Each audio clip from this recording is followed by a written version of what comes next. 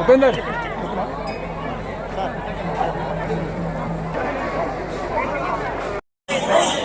తీస్తా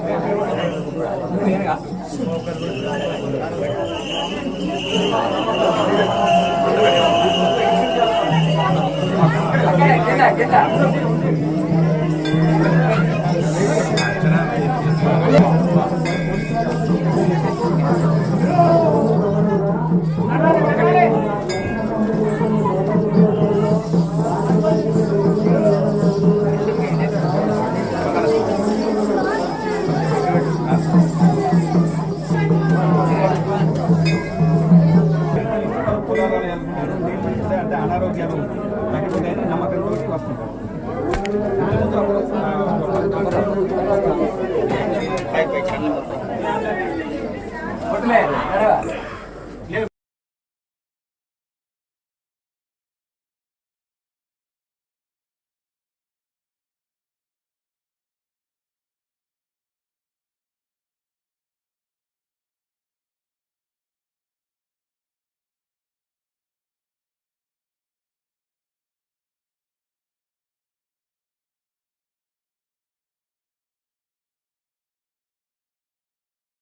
మున్నూరు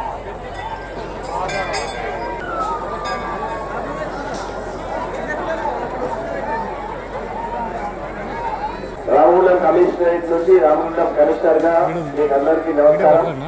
మీరు దయచేసి అది టెంపుల్ చాలా చిన్నది, అందరూ లోపలికి వెళ్ళి దారి చిన్నగా ఉంది. దయచేసి మీరు అందరూ చూసుకోకుండా దేవుని దర్శనం కోసం వచ్చారు. భక్తితో లైన్ లో ఒకరి తర్వాత ఒకరు కొద్దిగా ఓపిక బట్టి ప్రశాంతంగా దర్శనం చేసుకొని వెళ్ళాలని కోరుతున్నాను.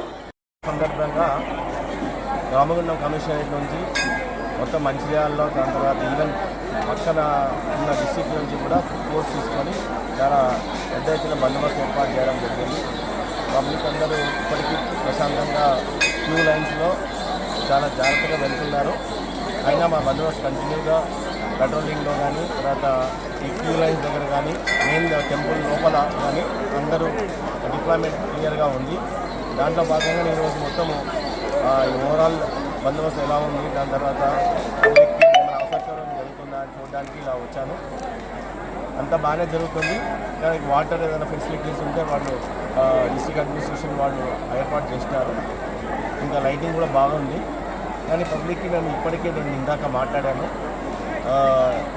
చాలా జాగ్రత్తగా వంటలు చేసుకునేటప్పుడు కానీ, పిల్లల్ని పడుకోబెట్టుకున్నప్పుడు పక్కన వంట చేసుకున్న తర్వాత వంట చేసుకున్న ఫైర్ని మొత్తం కంప్లీట్గా అలా ఓపెన్గా పెట్టకుండా దాన్ని మొత్తం మూసేసి జాగ్రత్తగా ఎలాంటి గాలికి కానీ ఎంత పెద్ద గాలి వీస్తే అటుగా వెళ్ళిపోయే ఛాన్స్ ఉంటుంది. అందుకని పబ్లిక్ నేను చెప్పడం జరిగింది. దీపాలు పెట్టుకున్నప్పుడు కూడా ఎవరైనా దీపాలు పెట్టుకుంటారో రాత్రంతా వాళ్ళు ఎవరో ఒకరు లేచి ఉండాలి.